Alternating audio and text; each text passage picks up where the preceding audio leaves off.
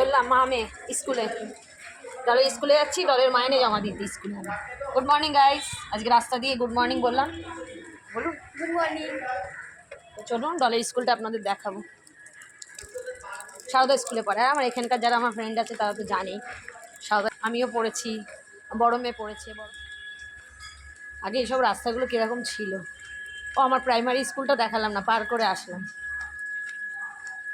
এখনই 11:30 বেজে গেছে, সে গিয়ে আবার রান্না করব।